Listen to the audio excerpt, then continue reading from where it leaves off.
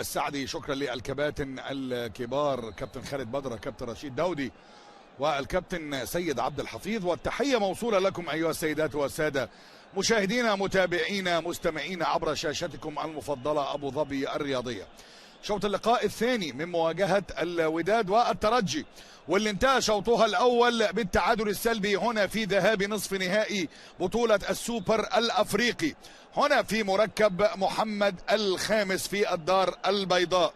شوط اللقاء الثاني يستعد للبدء، امال وطموحات بالنسبه لعادل رمزي في اجتياح الدفاع الترجاوي الذي طبق شوط اللقاء الاول طريقه محكمه، بل واضاع فرصه من كره كانت من راسيه من البرازيلي رودريجيش.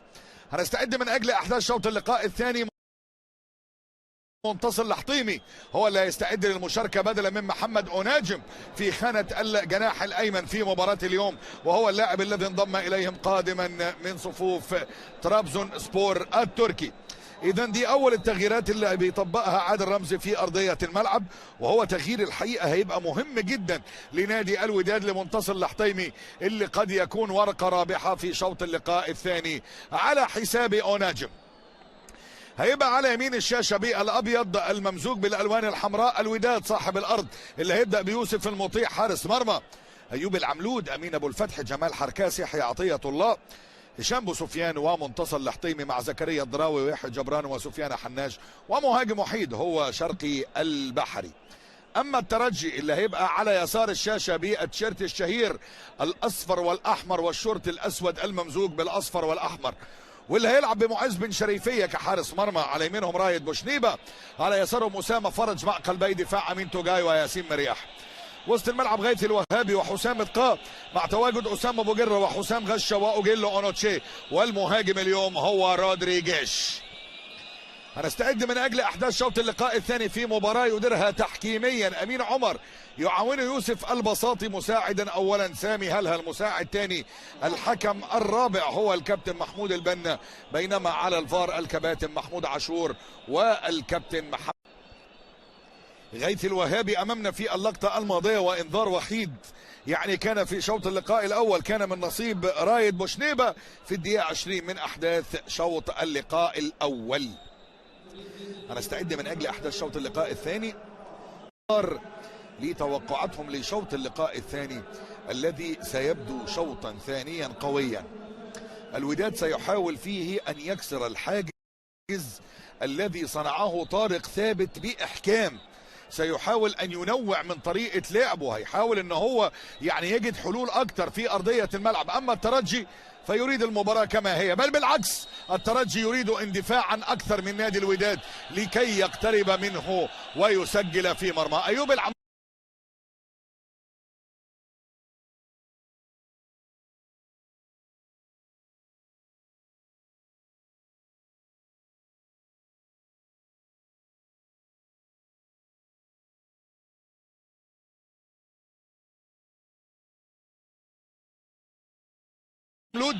اتلعبت الكرة بأقدام لاعبي الترجي، وهذه تحيات بلال أحمد علام معلقا وواصفا لشوط اللقاء الثاني من مواجهة الوداد والترجي هنا في ذهاب نصف نهائي السوبر ليج الأفريقي.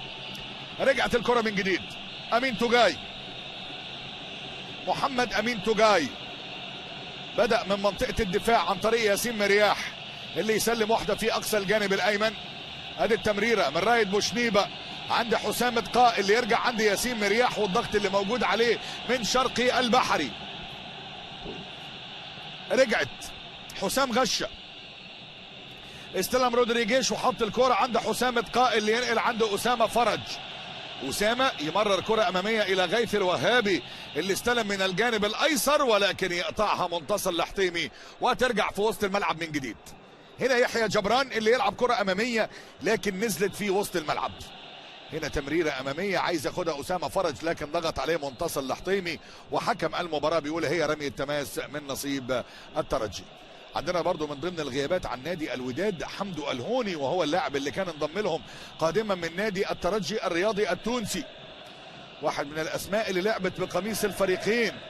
عندك زكريا الضراوي تم ضمه من نادي شباب بلوزداد، عندك حمزة الرجراجي اللي تم ضمه من نهضة بركان، عندك رحل الحسين بن عيادة إلى شباب بلوزداد، ورحل رضا الجعدي إلى صفوف نادي اتحاد طنجة.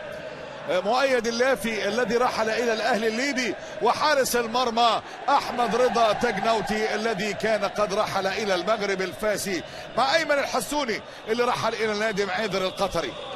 أما الترجي في هذا الموسم فأبرز التعاقدات اللي كان تعاقد معاها، يعني في منهم 4 في أرضية الملعب: أسامة بوجرة اللي كان انضم لهم من نادي الأولمبي الباجي، رودريجيش من جوفنتود البرازيلي، حسام تقاء اللي كان من الاتحاد المونستيري مع يوسف عمرو، وحسام غشة اللي كان انضم لهم من أنطاليا سبور. لكن عندك محمد علي بن رمضان اللي كان رحل إلى نادي فريسن فاروس في المجر، حمد الهون اللي رحل الى الوداد، فوسيني كوليبالي اللي كان رحل الى النادي السويحلي، وانايو يوالا. نبص الكره العرضيه جوه المنطقه ولكن الكره بتتقطع. عندك برضو صابر بوجران اللي كان رحل الى نادي الرجاء البيضاوي المغربي، لكن كره بترجع بدايه من منطقه الدفاع. يحيى جبران في وسط الملعب الى سفيان حناش، الى يحيى جبران في اقصى الطرف الايمن. ايوب العملود، عرضيه حلوه محاوله عند شرق البحري، ولكن ياسين مرياح هو اللي يطلع الكره. ترجع من جديد الى جمال حركاس، نقل في منطقه الدفاع الى امين ابو الفتح. امين مرر الكره في منتصف الملعب، ادي اللمسه الاماميه وادي الكره في اقصى الطرف الايمن. الزمان لو عاد للوداد وسمح له بان يحضر لاعبا من جيله الذهبي في التسعينات كي يكون شفرة لحل هذه المباراة، فسيستعين بالتأكيد برشيد الدودي. نبص الكرة العرضية من بو سفيان، يا راجل يا يحيى، يا راجل يا يحيى، يا عطية الله، عرضية حلوة من هشام بو سفيان، ولكن يحيى عطية الله اللي قابل معاها، لكن حطها بعيدة على يمين الحارس وإلى ضربة مرمى. يحتاجوا إلى لاعب بشخصية رشيد الدودي في الحته اللي قدام منطقه الجزاء ان هو يشوط، بشرط ان خالد بدره ما يبقاش موجود. عشان ايه برضه نبقى ايه صالحين مع بعض. انا بهدي النفوس يا جماعه. لكن نشوف غاية الوهابي من الجانب الايسر، لكن هنا الضغط اللي موجود عليه، وفي النهايه الكوره اقرب الى امين ابو الفتح اللي بياخد منها رميه تماس نادي الترجي. عند غايث الوهابي مع الوقت الترجي مش بيكتسب الثقه وبس، الترجي هيبدا يسيطر على المباراه إذا لم يلتفت إلى ذلك نادي الوداد. على الجانب الآخر الترجي إذا ما اندفع فشرق البحري من اللعيبة اللي بيعملوا تحولات هجومية بشكل رهيب. رمي التماس اتلعبت، كرة أمامية، أسامة بوجرة يرجع المرة دي، أوجبيلو أونوتشي، مرة أونوتشي يسدد على يمين الحارس وإلى ضربة مرمى حلوة. لكم من اللعيبه اللي بتعرف تقطع لقدام كويس. اوجبيلو اونوتشي اللاعب النيجيري اللي كان سدد، لكنها على يمين حارس المرمى والى ضربه مرمى. تتلعب وسياره بدايه من مناطق الدفاع. امين ابو الفتح في اقصى الجانب الايمن عند منتصر الحطيمي في وسط الملعب. ادي الكوره، ايوب العملود هيبدا يتقدم بقى ويدخل لجوه. ايوب العملود، يحيى جبران مع الكره، يحيى جبران يسلم الكرة مرة تانية من جديد. شوف هنا النقلة في أقصى الجانب الأيمن، والمحاولة هنا في ديربي شمالي أفريقيا. 50 دقيقة بالتمام والكمال، والتعادل السلبي قائم بين الفريقين هنا في أرضية مركب محمد الخامس. انطلاقة وحاولة من جمال حركاس، عرضية من حركاس، ولكن هنا ياسين مرياح هو اللي يطلعها إلى ضربة ركنية. تخيل عزيزي المشاهد، ياسين مرياح في هذا الموسم مع الترجي هو الهداف ب3 أهداف، مقابل هدف لحسام غشة وأسامة بوجرة ويان ساسي ويوسف عمرو. وحسام غشة هو التوب اسيست ب3 أهداف. على الجانب الآخر في الوداد يعني الهداف هو شرق البحري ب4 أهداف والتوب اسيست هشام بو سفيان. وهنا محاولة عند جمال حركاس لكنها لخارج الملعب وإلى ضربة مرمى. مرت لخارج الملعب وأصبحت الكرة إلى ضربة مرمى لمصلحة نادي الترجي. معز بن شريفية يبدأ من منطقة الدفاع. معز بن شريفية إلى تمريرة أمامية في العمق مرة تانية من جديد، لكن هنا سقوط على أرضية الملعب وصفارة موجودة من حكم المباراة. وهنا في إنذار على حسام تقاء في الدقيقة 51. انذار على حسام تقاء اللي بينال الانذار في الدقيقة 51 الآن من عمر وأحداث شوط اللقاء الثاني هنا في هذه المواجهة الملتهبة. يعني الواحد زعلان ان فريق من الفرقتين دول هيغادر. يعني نحب نشوف دايما الفرق العربية مع بعض في المحافل وفي منصات التتويج، لكن اهي بداية مرة تانية من مناطق الدفاع. شوف المحاولات اللي عمال يلعبها لعيبة نادي الوداد على المرمى، وادي الكرة منتصر لحتمي عالية في اقصى الجانب الايسر الى بو سفيان. بو سفيان عدى عرضية عالية على القائم الثاني وعرضية جوه المنطقة، لكن ما تلاقيش اي حد خالص. سهلة عند حارس المرمى اللي بيمسكها بهدوء معز بن شريفية. سهلة عند معز بن شريفية اللي بيمسك الكرة بكل هدوء. معز بن شريفية انطلاقة من وسط الملعب، اتنقلت في الجانب الايسر من حسام اتقاء عند اسامة ابو جرة الى غيث الوهابي. الوهابي بيتقدم، عايز يعدي غيث الوهابي، لكن رجعت مرة تانية في منتصف الملعب. استلامة من جديد. ادي الكرة اللي اتمررت مرة تانية بتحضير من المناطق الدفاعية. انطلاقة من جمال حركاس يحط الكرة على الدايرة. لمسة موجودة عند يحيى جبران.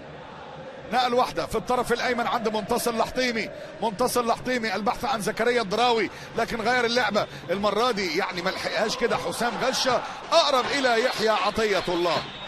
جمهور الوداد الآن بدأ يتحرك على اللعيبة في أرضية الملعب، تتفاعل معاه.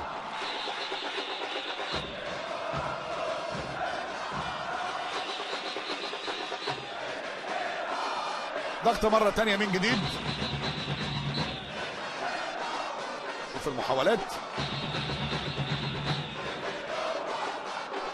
تمريرة أمامية. يحيى عطية الله بيستلم.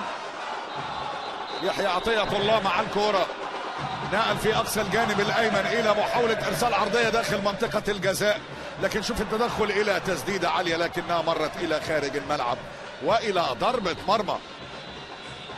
نهائي دوري ابطال افريقيا اللي كان جمع الفريقين في 11 شهر نوفمبر من يوم 27. وقتها كان يوسف الزواوي هو المدير الفني لنادي الترجي، واوسكار فيلوني هو المدير الفني لنادي الرجاء. واحدة من المباريات التي لا الأندية التونسية.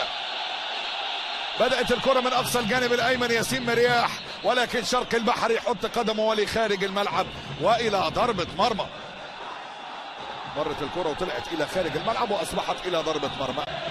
المدافع اللي ظهر أمامنا في هذه اللقطة وطارق ثابت في حديث مع مساعديه في أرضية الملعب. لمسة ترد مرة تانية من يحيى جبران. الوداد ضاغط دلوقتي، والترجي لا زال يحاول أن يعني يوصل الوداد إلى المرحلة اللي ييأس فيها في المباراة فينقض عليه. هشام بو سفيان مع الكرة يلعب، لكن خبطت الكرة في حسام غشة إلى رودريجيش. مع الكرة رودريجيش، حسام غشة عايز يحافظ عليها، ولكن هنا العودة من اللي منها سهلة عند حارس مرمى يوسف المطيع. لمسة في وسط الملعب إلى يحيى جبران، نقل واحدة في أقصى الجانب الأيسر، انطلاقة وتقدم أمامي محاولة، ولكن هنا أمامنا بقى أوجبيلو أونوتشي هو اللي يحط جسمه ويسيبها إلى ضربة مرمى. ساب الكرة اللي خارج الملعب وإلى ضربة مرمى. شوف الإعادة، شوف الكرة وشوف التدخل كده في اللقطة الماضية، والكرة اللي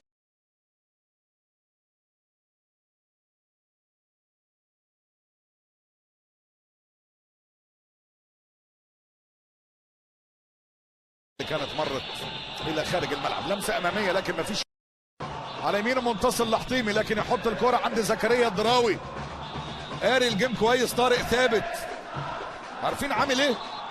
من ضمن الحاجات اللي مساعداه في مباراه النهارده ان هو قافل على ايوب وعلى يحيى عطيه الله، لا عايزهم يخشوا من العمق ولا عايزهم يخشوا من على الطرف. يحيى عطيه الله راح في كورتين، وايوب العملود برضه بكورتين، لكن ما كانش فيهم الخطوره القوي على المرمى. وهنا في النهايه التامين الدفاعي بكره الى خارج الملعب، هي الى ضربه مرمى لمصلحه معز بن شريفيه. ضربه المرمى ولا زال الجمهور في يعني اوج طربه وتألقه بدلاء نادي الوداد اللي امامنا دول حمزه الرجراجي والياس شتي. انطلاقه من اليمين، ياسين مرياح يلعب الكره، يحيى جبراني يقطع، محاوله الوصول الى سفيان حناش لكن اتقطعت واتمررت اماميه. رودريجيش بيحاول يحط جسمه،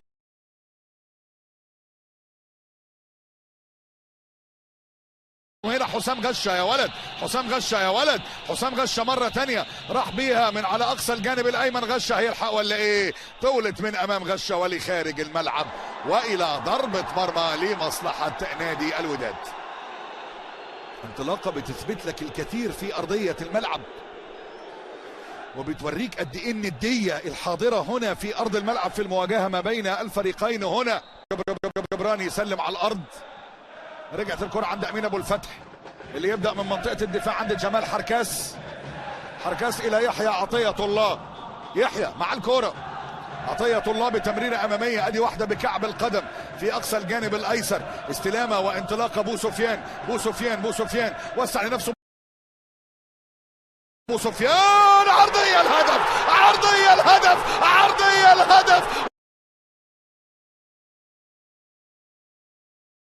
وداد الأمة يتقدم والحمراء والبيضاء منبوغ، الحمراء والبيضاء منبوغ. هدف أول لهشام بو سفيان، هدف أول لهشام بو سفيان في أول أهداف المباراة. الوداد الآن حاضر، الوداد الآن موجود، الوداد الآن يسجل. الوداد 1 الترجي لا شيء. اشتعل ذهاب نصف النهائي، اشتعل ذهاب نصف النهائي من هشام بو سفيان، من هشام بو سفيان. يا لعيب يا لعيب يا هشام يا ابو سفيان. شوف استلم الكرة، وسع لنفسه، وسع لنفسه، لف الكروس بالعرض، محدش راح، محدش راح. غاب هجوم الوداد وغاب دفاع الترجي، ولكن شمس بو سفيان تشرق في مركب محمد الخامس. 1-0.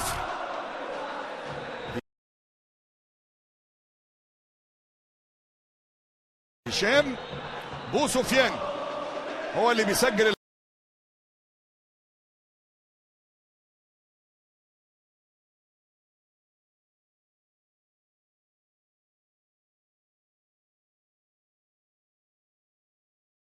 الهدف الاول. 1-0، 1-0 هشام بو سفيان. هدف في الدقيقه 59 سيغير الكثير من شكل. عادل رمزي بيقول للعيبه العبوا، تبقى داخل على ساعه بتدافع بضراوه وبشراسه ومقفل وبتدافع صح، ولكن هشام بو سفيان لعب العرضيه التي سكنت في شباك بن شريفيه. غاية الوهابي يطلع الكره الى خارج الملعب عشان تبقى الى رمي التماس من ناحيه اليمين لمصلحه نادي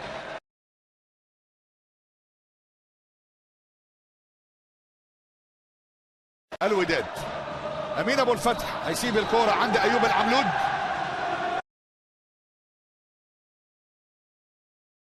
ايوب العملود جاي يلعب رمية التماس. ايوب العملود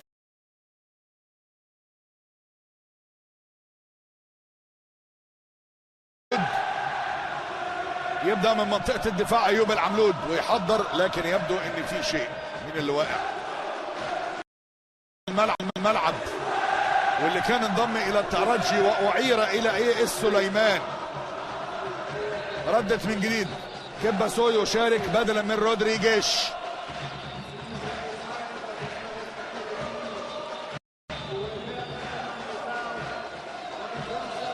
رجعت الكرة في وسط الملعب مرة تانية، ضغط من جانب الوداد. زكريا الضراوي لكن لعب كرة وحشة قوي. زكريا الضراوي الى خارج الملعب والى رمي التماس. اتمررت كرة طويلة لكن برضه تانية بشكل خاطئ الى خارج الملعب والى رمي التماس، لكنها المرة دي الى صالح الوداد عند ايوب العملود. وقايم هنا عادل رمزي مدرب محترم جدا امام مدرب صاحب خبرة كبيرة في عالم التدريب، هو الكابتن طارق ثابت. رمي التماس اتلعب، الضغط مرة تانية، محاولة من أجل استخلاص الكورة في وسط الملعب. هذه الانطلاقة من سفيان حناش، نقل الكرة حناش، عطية الله عطية الله عطية الله عطية الله، يا راجل يا راجل يا شرقي يا بحري، العارضة تمنع، لكنها العارضة يا بن شريفية، إنها العارضة يا بن شريفية، عرضية أرادتك يا شرقي يا بحري، ولكن العارضة توتر معز بن شريفية وإلى خارج الملعب وإلى تماس من نصيب الوداد.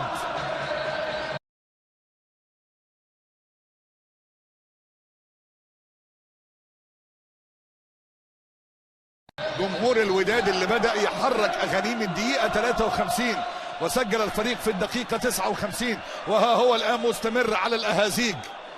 الكلمة التي كان قد قالها سيد عبد الحفيظ قبل بداية المباراة.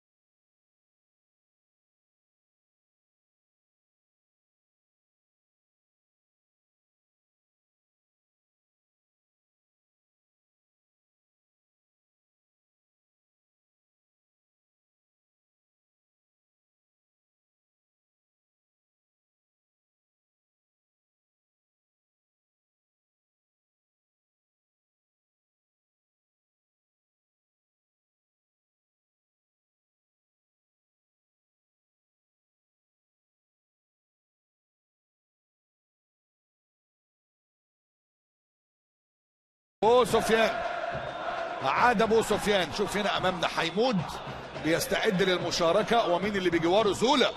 زولا بيستعد للمشاركه، بدا يقلق كده. ممكن على فكره اللي هيطلع على ما اعتقد، لكن خلينا نشوف. الى كره عاليه فيها خطوره، فيها خطوره للوداد، ولكن امين توجاي يطلعها. ابو سفيان لمسه حلوه عند شرقي البحري. البحري يحاول يعدي شرقي البحري، يحافظ عليها، يصفر امين عمر. خطا، ضربه حره لصالح الترجي.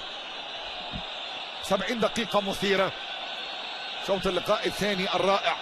لا ده بيطلع مين؟ ده بيطلع شرقي البحري، بيطلع شرقي البحري وبينزل مكانه زولا، مدافع الكونغولي زولا، عارسين زولا، بدلا من شرقي البحري اللي بيغادر للإصابة.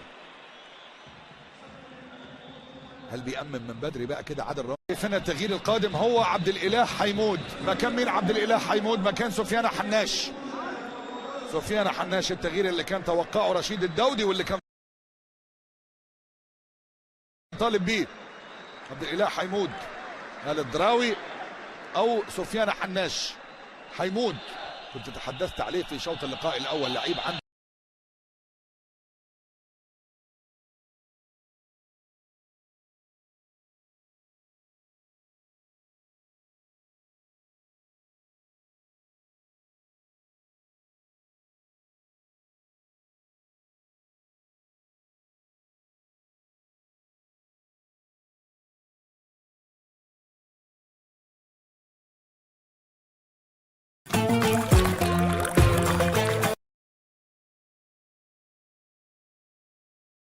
راح يدخل، وسامبو هو الآخر سيدخل الآن في تشكيلة نادي الوداد في هذه اللحظات. طبعا سامبو الذي كان مصابا تقريبا لشهر، اللاعب سامبو يعود مرة أخرى بعد غياب شهر. اللاعب الذي كان هدافا لدوري أبطال إفريقيا في آخر نسخة، وهنا تبديل بل تبديلان. البحري يغادر أرضية الملعب، لم ينجح اليوم في إحراز أول أهدافه الإفريقية بقميص الوداد، لكن سامبو هذا المعتاد، لكن سامبو هذا الذي تعود على إحراز الأهداف الإفريقية لنادي الوداد. منقولة كرة للترجي، وصلت في وسط الملعب. حيمود كذلك دخل بديلا، بينما في الترجي كان تبديل وحيد للمدرب طارق ثابت. كرة منقولة، محاولة كيبا، عندك كرة سو يحاول فيها لكنها مقطوعة. بعد ذلك تعود مجددا في الطرف الأيمن لمصلحة نادي الترجي. منقولة كرة في اليمين، بعد ذلك محاولة العرضية، لكن هناك كرة إلى خارج الملعب تحولت إلى ركلة ركنية.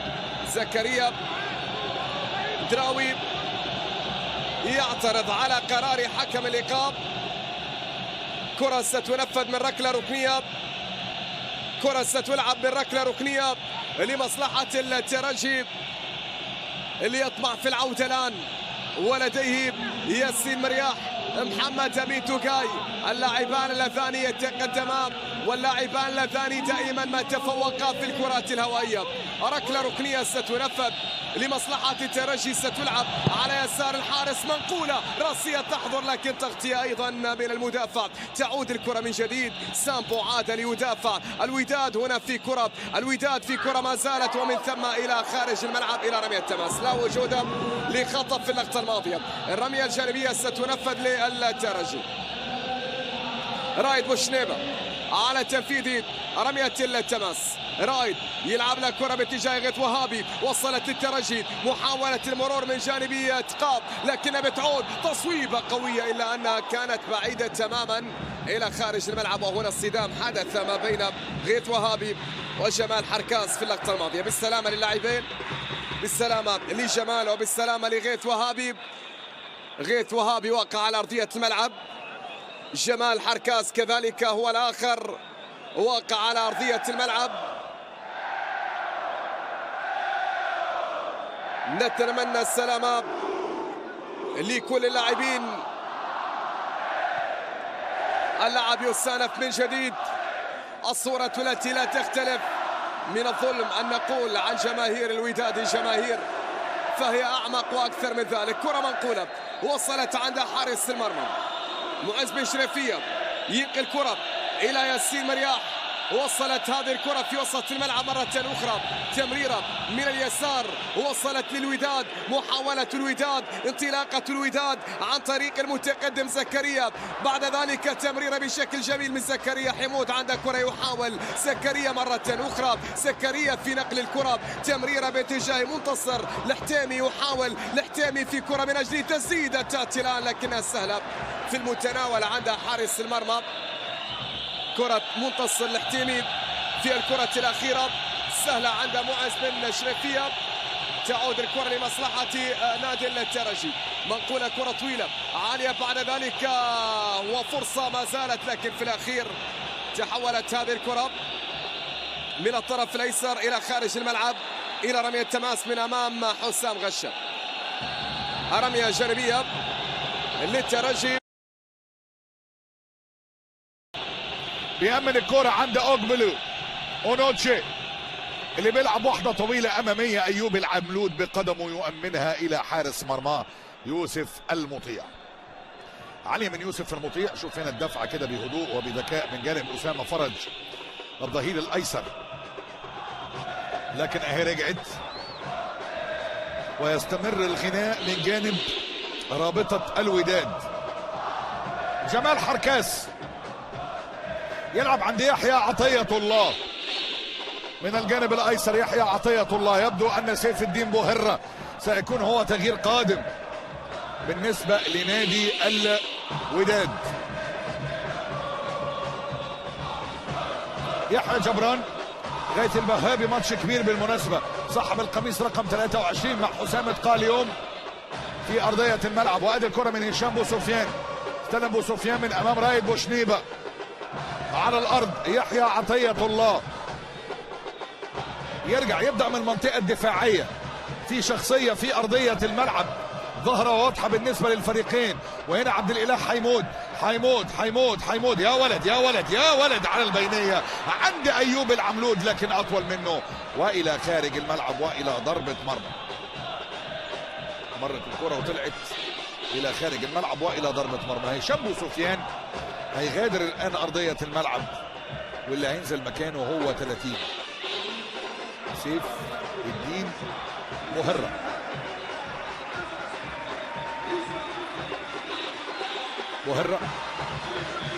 سيف الدين بوهرة بدلا من هشام بو سفيان صاحب هدف المباراة الوحيد. هون يلقى الإشادة والتحية من الكابتن عادل رمزي المدير الفني. ضغط من جديد عبد الإله حيمود، لكن غاية الوهابي بيحاول، حكم المباراة بيقول العب. زكريا الدراوي، لكن سلامات لغاية الوهابي اللي وقع على أرضية الملعب.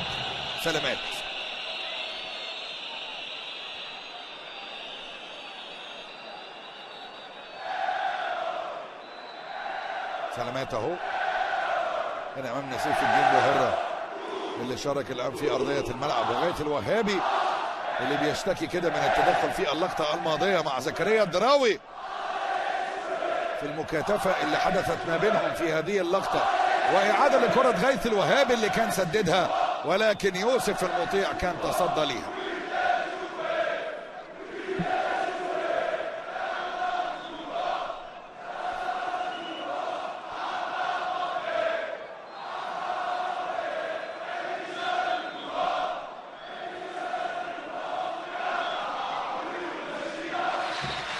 شوف حتى الجماهير اللي مش قاعدة في الكورفة الخاصة بالوداد حافظين الأغاني لهذا الجمهور الممتع.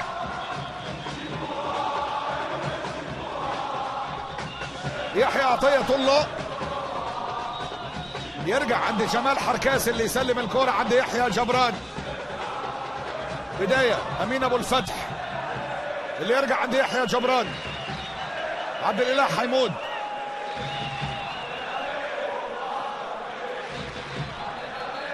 لمسة من الطرف الأيمن إلى أمين أبو الفتح اللي يلعب الكرة إلى يحيى جبران. لا زال الوداد يبحث عن هدف ثاني كي يسهل المهمة عليه نسبيا. هناك في ملعب حمادي العقربي إلى كرة عرضية، ولكن ياسين مريح يعليها. ضغط من جانب سامبو حط قدمه، لكن غاية الوهابي هو اللي استعاد الكرة في الجانب الايسر. اسامه ابو جره ينطلق. اسامه ابو جره وهنا التدخل، وحكم المباراة بيقول خطأ ضربة حرة على منتصر لحطيمي. من نصيب اسامه ابو جره اللي عمل مشوار سريع من اقصى الجانب الايسر ومر وعدى، ولكن كان فيها اعاقه من زكريا الدراوي.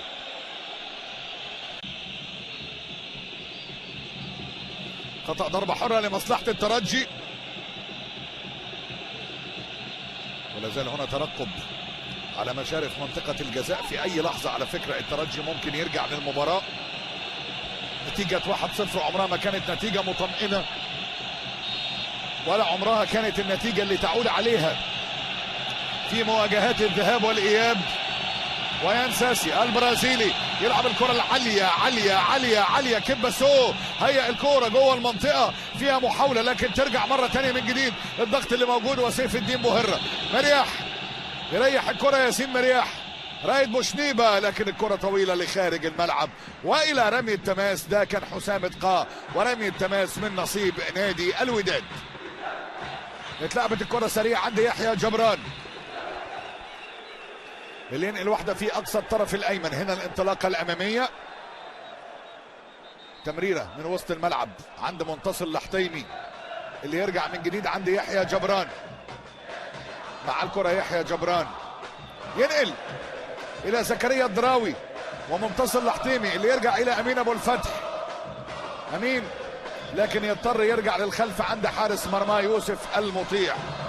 مواجهة الإياب هتبقى مواجهة من أول صفارة البداية لحد النهاية. أتوقع هنشوف لقاء كبير جدا جدا جدا. لقاء الإياب الحقيقة ممتع، لقاء الذهاب الحقيقة ممتع حتى اللحظة، وفي انتظار إثارة أكثر في لقاء الإياب. هنا الكرة اللي اتقطعت وأخذها لعيبة الوداد، هنا محاولة لكن ياخد منها رمي التماس لمصلحة نادي الوداد. غاية الوهابي اللي كان ضغط على أمين أبو الفتح، ورمية التماس عند منتصر لحطيمي اللي هيرجع إلى أيوب العملود.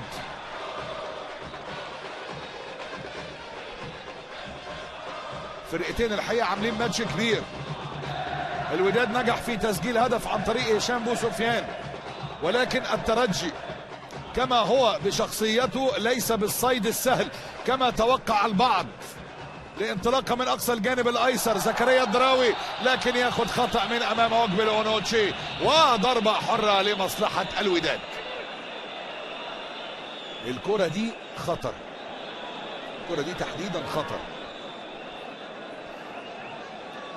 لان شفنا الوداد بيتسجل فيه دايما من الضربات الحره اللي بتبقى جايه كده من ناحيه الضربه الركنيه من الجنب. الكره دي خطر، لاعيبه الوداد بيركزوا ولاعيبه الترجي قدر المستطاع بيحاولوا ان هم يعني يفوتوا الدقائق القادمه والمتبقيه دي من المباراه الى بر الامان، بل ويسعوا الى احراز التعادل. والوداد يبحث عن هدف ثاني الان في ارضيه الملعب.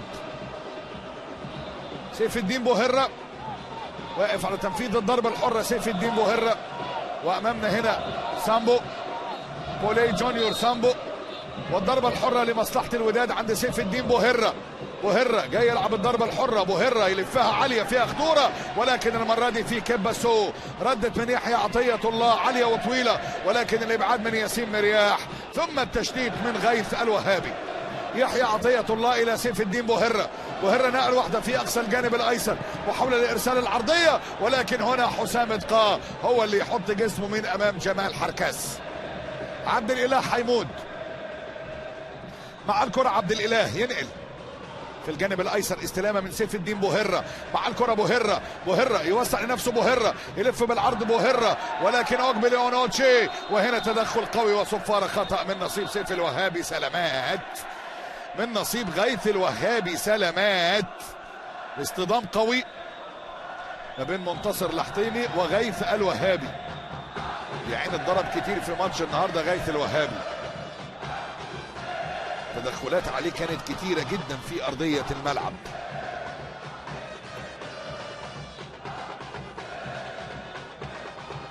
هنا جماهير الوداد شوف تدخل القوي ما بين منتصر لحطيمي وما بين غيث الوهابي، لكن 85 دقيقة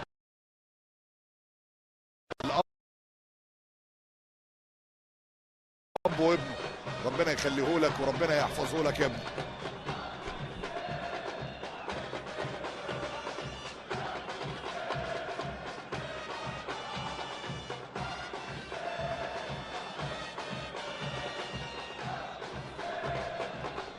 قام الحمد لله غيث الوهابي، ولكن هيغادر مع الجهاز الطبي الى خارج ارضية الملعب الى ان يستأنف الحكم نزوله الى ارض الملعب من جديد.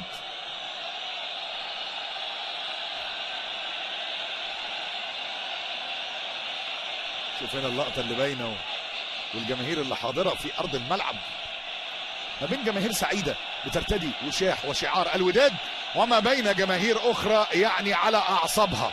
في 3 تغييرات هتتم الان في ارضية الملعب بالنسبة للترجي.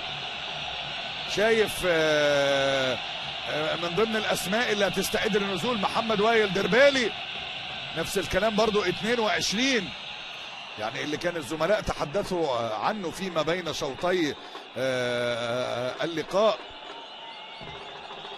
22 ده كان أسامة، 22 ده بن حمودة، محمد علي بن حمودة، محمد علي بن حمودة 29 عفوا. وضربة حرة من نصيب الترجي. شوف هنا بقى التمركز، هاني عمامو هو الاخر 22 اللي بيستعد للنزول، لكن محمد علي بن حمودة اللي كان الزملاء بيتحدثوا عنه رأس الحربة صاحب القميص رقم 29. وضربة حرة على مشارف منطقة الجزاء إلى كرة عالية، محاولة جوه منطقة الجزاء ولكن فيها إبعاد. سامبو يطلع الكرة براسه، سامبو يكمل عليها براسه مرة تانية، محاولة عند منتصر لحطيمي لكن الكرة بترجع من جديد. تمريرة أمامية، ضغط من وسط الملعب، حسام قا تدخل عليه عبد الاله حيمود واستخلص الكرة، لكن امين عمر يصفر ويحتسب الكرة بخطأ ضربة حرة. يلا التغييرات اللي هتتم هنشوف مين. 4 الدربالي، 4 الدربالي يشارك محمد دربالي بدلا من غيث الوهابي.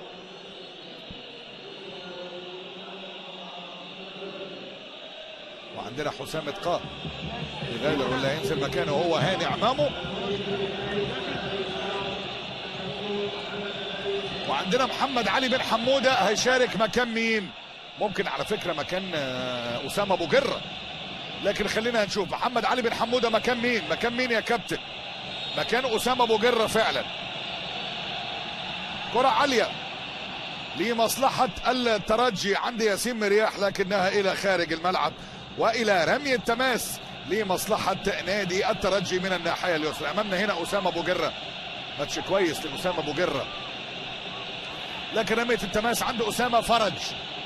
اسامه فرج هل ياتي بالفرج الان للمكشخه الى كره عاليه جوه المنطقه؟ بن حموده لمس براسه، محاوله عند امين توجاي لكن ردت مره ثانيه. ياسين مرياح سدد، خبطت الكوره ولكن الابعاد من امين ابو الفتح اللي يطلعها لخارج الملعب والى رمي التماس. 89 دقيقه وخلاص المباراه بتلفظ انفاسها الاخيره هنا في ذهاب نصف النهائي. الشوط الاول هنا في المغرب تلفظ انفاسها الاخيره هنا في ذهاب نصف النهائي. الشوط الاول هنا في المغرب والشوط الثاني هناك في تونس في ملعب حماد العقربي. لعبت نزلت في وسط الملعب عبد الاله حيمود، لكن يحيى جبران عدلها له كويس، لمسه من زكريا الضراوي لكن الكره طويله الى خارج الملعب والى رمي التماس من نصيب هاني عمامو. يسيبها عند اسامه فرج اللي الحكم بيقول له ارجع العب من مكانها.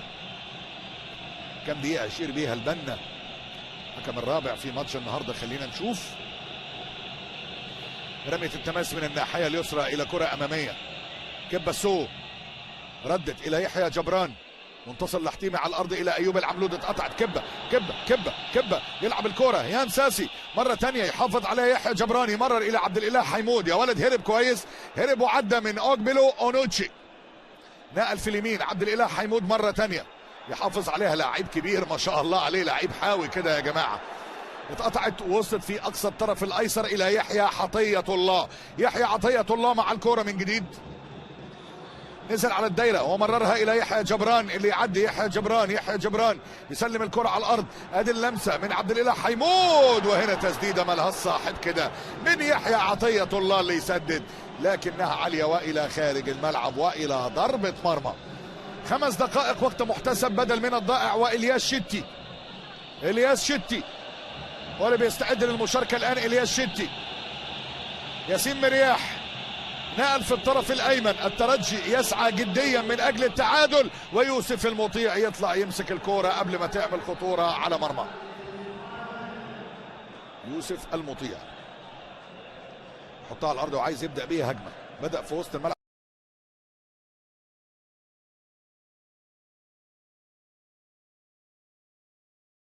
عند يحيى جبران، مع الكره يحيى بيتقدم يحيى جبران، ينقل واحده في الجانب الايسر. سيف الدين بوهره مع الكره، بوهره لمصلحه الوداد البيضاوي. امامنا هنا يان ساسي، وتغيير قادم يحيى عطيه الله هو اللي بيغادر ارضيه الملعب، واللي بينزل مكانه هو الياس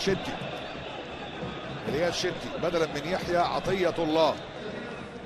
اهو يغادر يحيى عطيه الله اللي بيحيي الجماهير، ونزل الجزائري الياس شتي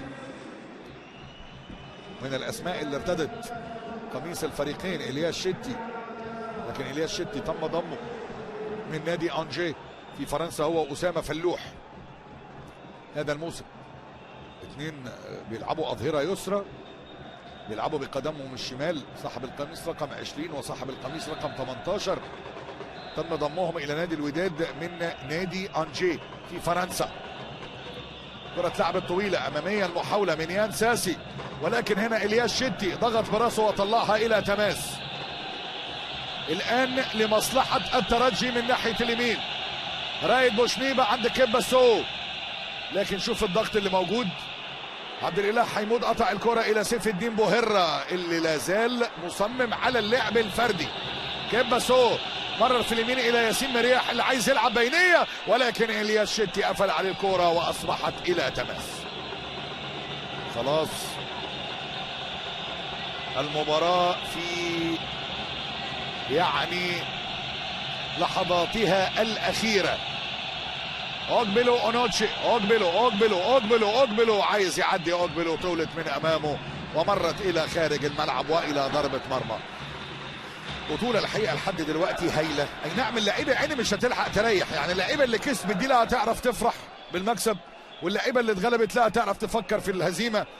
كل واحد هيروح هيقعد له 2 3 ساعات، اللي هيركب طيارته واللي هيسافر هيروحوا هناك من تاني يوم يبدأ التدريب حتى الاستشفاء، مفيش وقت يعني.